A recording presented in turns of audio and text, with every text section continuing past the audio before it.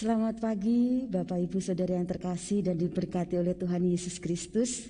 Selamat hari yang sangat indah, selamat hari Selasa ini. Cuaca yang sangat cerah. Kita menyiapkan hati dan pikiran kita untuk menerima renungan pagi hari ini. Sebelumnya kita berdoa. Bapa Surga yang Maha Baik, Bapa Surga yang Maha Kudus, kami sungguh mengucap syukur untuk segala sesuatu yang boleh kami terima sampai pagi hari ini. Kami juga mengucap syukur atas orang-orang yang Engkau berikan kepada kami sampai pagi hari ini. Kami mengucap syukur untuk segala situasi yang boleh kami rasakan sampai pagi hari ini.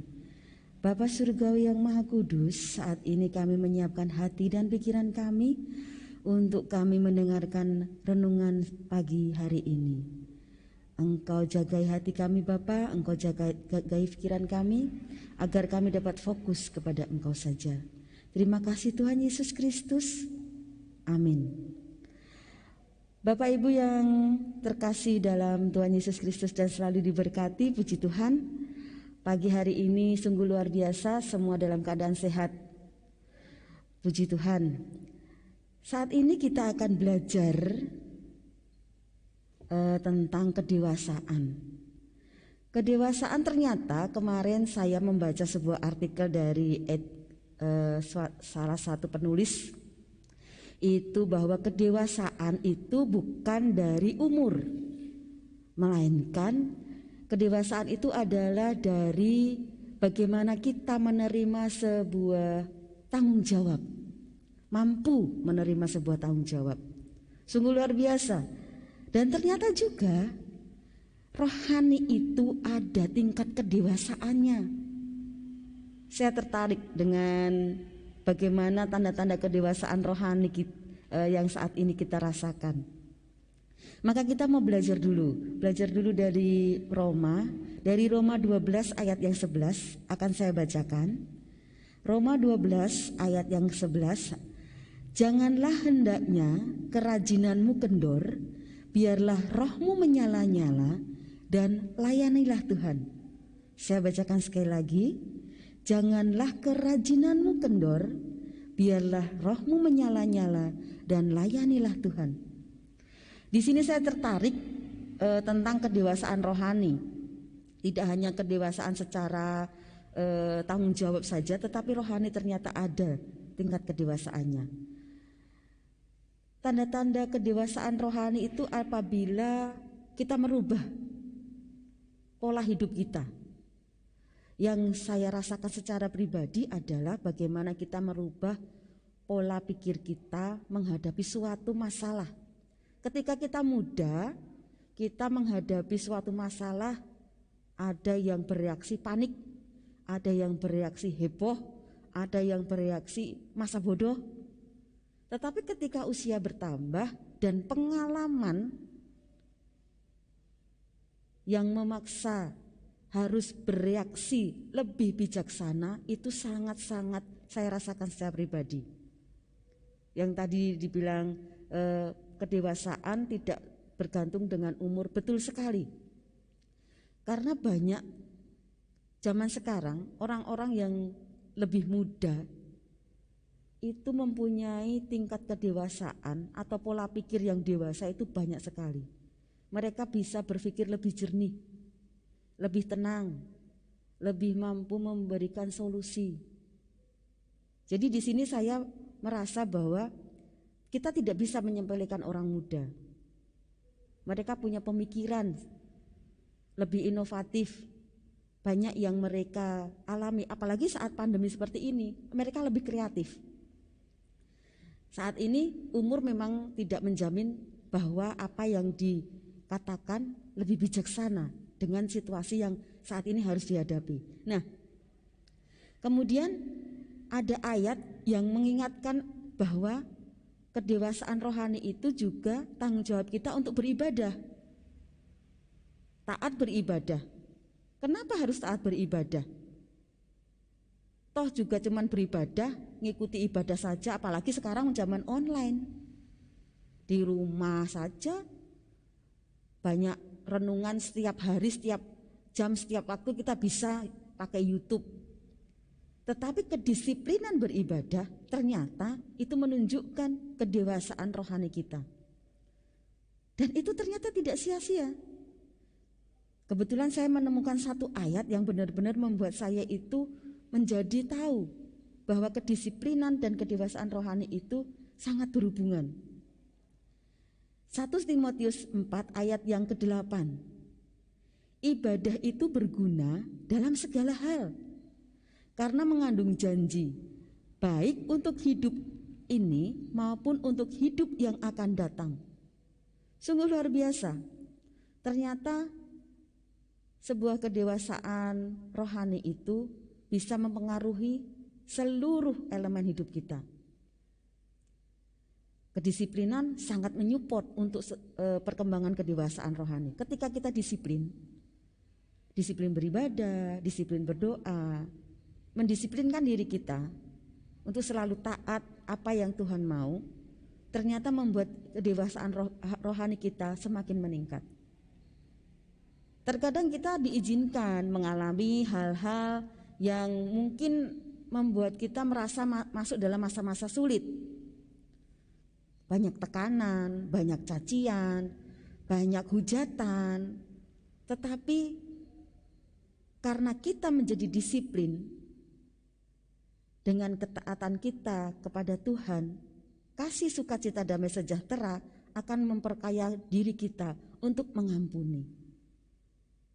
Hujatan, kritikan, cercaan, hinaan membuat kita bukan berpikir negatif, tetapi mengupgrade kita menjadi orang yang lebih berkualitas. Ketika kita tidak mempunyai kedisiplinan rohani, kemudian rohani kita tidak dewasa, kita akan menghadapi hujatan, hinaan, cacian, celaan, makian itu menjadi sesuatu yang membuat kita lebih terpuruk. Kenapa terpuruk? Kita menjadi orang yang berpikiran negatif. Oh, berarti dia tidak suka aku. Oh, dia berarti tidak menyetujui pemikiranku. Seperti itu. Tetapi ketika kita menjadi dewasa secara rohani, kita akan memandang hal itu menjadi sebuah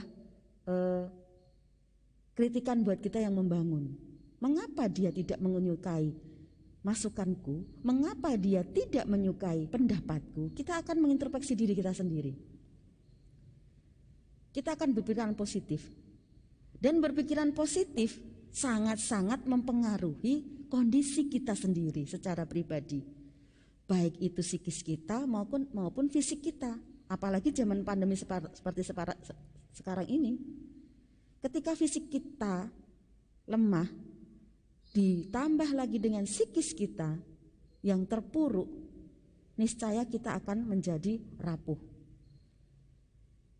Makanya ketika kedewasaan rohani ini kita selalu upgrade, kita akan menjadi lebih nyaman, damai sejahtera. Benar-benar bahwa ketika kita disiplin mengupgrade kedewasaan rohani kita, kita akan menjadi benar-benar damai sejahtera. Seseorang bisa dikatakan dewasa secara rohani itu ada 3 hal. Yang pertama adalah fokus kepada Tuhan. Fokus. Ada komitmen kepada Tuhan secara pribadi. Ketika kita melayani Tuhan di gereja ataupun di mana saja. Melayani Tuhan tidak hanya di gereja kok. Ketika kita peduli, ketika kita empati membantu orang di sekitar kita, kita fokus kepada Tuhan bahwa kita melayani Tuhan. Fokus kepada Tuhan. Jadi ketika kita sakit, ya datanglah ke dokter. Fokus kepada Tuhan. Minta Tuhan membimbing dokter untuk menyembuhkan, memberikan resep yang tepat untuk penyakit kita. Bukan ke dukun, bukan ke orang pintar. Fokus kepada Tuhan. Apa yang membuat kita punya masalah, ketika kita mempunyai tekanan, ketika kita mempunyai problem yang mungkin kita tidak bisa menyelesaikannya, fokus kepada Tuhan. Tapi sebagai manusia kan kita harus berusaha. Contoh, ketika kita mempunyai masalah dengan orang-orang di sekitar kita. Minta Tuhan berikan kita hikmat kebijaksanaan. Minta pertolongan Tuhan juga untuk memberikan pertolongan kepada kita dari orang-orang di sekitar kita. Kita bisa berkonsultasi dengan orang-orang sekitar kita. Bukan orang hebat namanya ketika dia merasa bisa menyelesaikan masalah. Saya pikir tidak begitu. Kurang bijaksana juga ketika kita mengambil keputusan atas dasar kemauan diri sendiri atau pihak-pihak tertentu.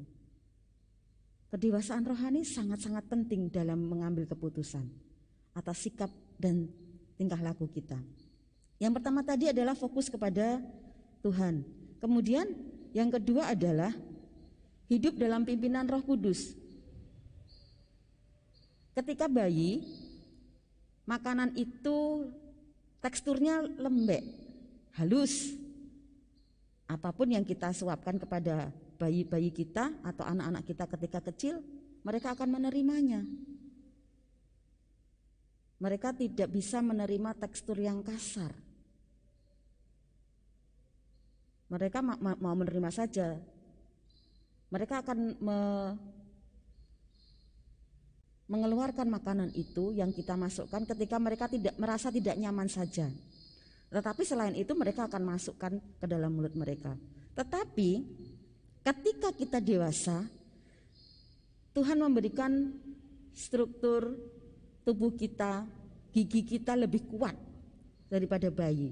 Makanya makanan kita orang dewasa lebih keras. Nah, di sini saya ada satu ayat yang mendukung tadi untuk hidup kedewasaan rohaninya lebih tinggi, yaitu hidup dalam pimpinan Roh Kudus, yaitu dalam Ibrani 5 ayat 14. Makanan keras adalah untuk orang-orang dewasa yang karena mempunyai panca indera yang terlatih untuk membedakan yang baik daripada yang jahat. Jadi ketika kita lebih dewasa, alangkah baiknya kita memang bisa membedakan yang baik dan yang jahat. Apa yang baik untuk kita, apa yang baik untuk orang-orang di sekitar kita. Kita bisa memilah-pilah apa yang sebenarnya tidak boleh kita lakukan, tidak boleh kita ucapkan, dan tidak boleh kita pikirkan. Karena itu akan menginfluence diri kita dan orang-orang di sekitar kita. Yang ketiga adalah menghasilkan buah. Ini jelas sekali nggih, menghasilkan buah, karena kita memang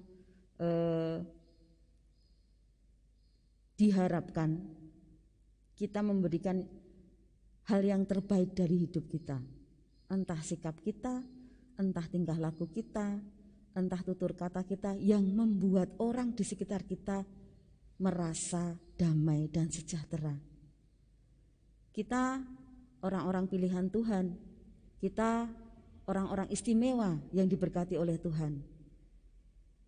Kita juga harus memberikan sesuatu yang istimewa kepada orang-orang di sekitar kita. Bukan hujatan, bukan hinaan, bukan cacian, tetapi support, motivasi, kemudian dukungan, kritikan yang membangun, bukan kritikan yang menjatuhkan. Maka kita bisa tahu fix kedewasaan rohani kita sudah upgrade atau belum. Jadi mari kita berlomba-lomba meningkatkan kedewasaan rohani kita melalui sikap tingkah laku kita, tutur kata kita di kehidupan sehari-hari. Tuhan memberkati. Kita berdoa. Bapa surga yang maha baik, saat ini kami sungguh mengucap syukur Bapa dengan ayat-ayat yang boleh kami baca pagi hari ini. Engkau memberikan pandangan bahwa kami harus selalu mengupgrade kedewasaan rohani kami, agar kami menjadi manusia-manusia yang lebih berkualitas, menjadi manusia-manusia yang lebih bertanggung jawab, menjadi manusia-manusia yang lebih positif dalam kami bertindak. Ajari kami Bapa untuk senantiasa menghargai orang-orang di sekitar kami. Ajari kami juga untuk menjadi orang yang disiplin untuk senantiasa mengupgrade kedewasaan rohani kami. Terima kasih Tuhan, sungguh luar biasa ajaran yang Kau berikan untuk kami. untuk kami menjadi lebih baik lagi. Saat ini kami akan menyelesaikan renungan pagi hari ini. Engkau berkati kami Bapa. Kegiatan kami hari ini, perjalanan kami, apapun yang akan kami lakukan hari ini Engkau berkati. Tutup bungkus dengan kuasa Roh Kudus-Mu, agar kami senantiasa memberikan buah-buah roh untuk orang-orang di sekitar kami. Terima kasih Tuhan Yesus. Doa yang jauh dari sempurna kami panjatkan dalam nama Putra-Mu yang tunggal, Tuhan kami Yesus Kristus. Amin. Selamat pagi, selamat beraktivitas, Tuhan memberkati.